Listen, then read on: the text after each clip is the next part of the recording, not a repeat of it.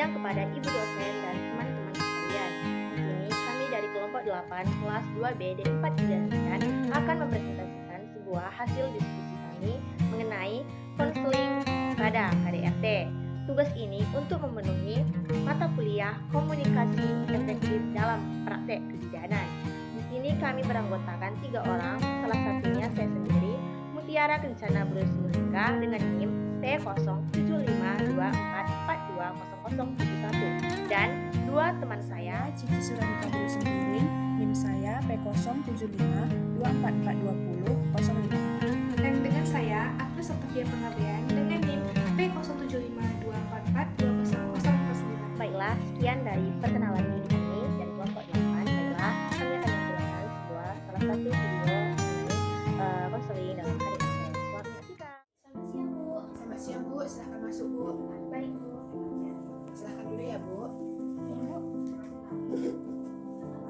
Perkenalkan, Bu, saya Bidan Cici Suradika Brusmulika yang bertugas pada siang hari ini. Sebelumnya, apa ada yang bisa saya bantu, Bu? Ada, Bu. Tapi saya ragu untuk menceritakannya. Sebelum Ibu bercerita, saya ingin beritahu terlebih dahulu. Di sini saya bertugas untuk melaksanakan konseling, di mana saya menerapkan beberapa asas, yaitu asas kerahasiaan. Jadi saya bisa menjamin rahasia Ibu maupun keluhan Ibu aman bersama saya. Saya tidak akan membongkar maupun menceritakan kepada orang lain rahasia Ibu tersebut. Jadi sebelumnya, Bu, apa saya bisa meminta data Ibu terlebih dahulu? Boleh, Bu. Nama Ibu siapa ya, Bu? Tina Gulutarian, Bu. Dari Ibu Tina Gulutarian. Umur Ibu? 20 tahun. Alamat Ibu?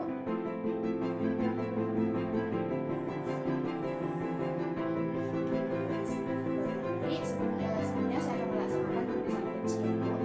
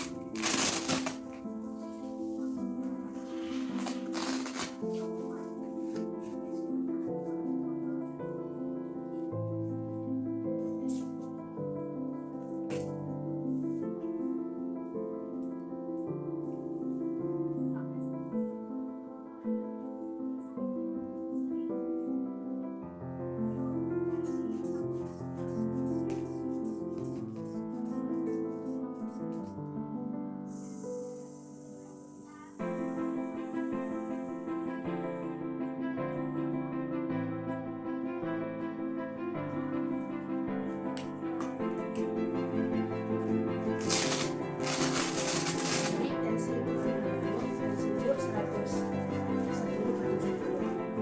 Jadi saya ingin beritahu ke sekalian Ibu bahwa saya akan menjaga rahasia Ibu aman bersama saya. Apa saya bisa memahami apa keluhan Ibu tersebut? Jadi begini, Bu. Saya mempunyai seorang suami, tetapi suami saya sering memperlakukan saya dengan kasar, Bu. Kalau saya boleh tahu, perlakuan kasar seperti apa ya, Bu? Dia pulang ke rumah gitu, Bu. Dia sering marah-marah, sering bentak-bentak nggak jelas. Tapi kalau mengenai fisik, Bu, jarang. Tetapi asal pulang ke rumah sering marah-marah nggak jelas, Bu. Saya tidak tahu apa salah saya, Bu. Apakah sebelum pernikahan, sikap suami Ibu juga seperti itu, Bu? Tidak, Bu.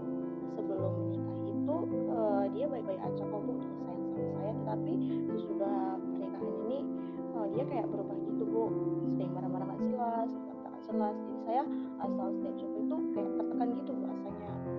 Kalau saya boleh tahu juga, Bu, apakah suami Ibu bekerja? Iya, Bu. Suami saya bekerja, Bu. Mungkin saat bekerja, suami Ibu mengalami suatu tekanan atau memiliki masalah dalam pekerjaannya. Jadi suami Ibu mudah marah-marah dan emosinya tidak stabil. Apakah saat suami Ibu berkata kasar atau marah-marah, Ibu juga ikut berkata kasar? Tapi saya hanya bisa diam, Bu, karena setiap dia marah-marah nggak jelas gitu, Bu, saya juga takut, Bu. Saya juga terkejut. Jadi paling cuma itu saya hanya bisa diam dan nangis, Bu. Itu tindakan yang sangat bagus untuk dilakukan saat suami Ibu marah-marah ataupun berperilaku kasar. Jadi, saat suami Ibu emosi, sebaiknya Ibu tidak ikut emosi. Karena jika ibu ikut emosi, keadaannya bisa menjadi semakin buruk. Baik, Bu. Saran dari saya, melalui apa yang saya tanggap dari masalah ibu tersebut, ibu mengalami KDRT maupun secara verbal ataupun non-verbal. Tetapi kekerasan fisik jarang terjadi, begitu kan Bu? Iya, Bu. Betul, Bu. Jadi saran saya kepada ibu bisa lebih mendekatkan diri ibu secara komunikasi, baik itu secara langsung maupun secara tidak langsung. Jadi misalnya saat suami ibu pulang kerja, ibu bisa langsung membuatkan minuman untuk suami ibu dan mengajak suami ibu untuk berbicara secara perlahan. Mungkin saja suami ibu mau bercerita secara tidak kasar ataupun marah-marah kepada ibu, karena ibu bisa mengajaknya untuk berbicara secara pelan-pelan. Saya mau bertanya, Bu, jadi apakah ibu pernah bercerita mengenai apa yang ibu alami sekarang kepada anggota keluarga ibu? Tidak pernah. Saya tidak pernah bercerita dengan keluarga dekat, sahabat, ataupun teman-teman yang dekat dengan saya, Bu. Karena saya ragu juga, Bu.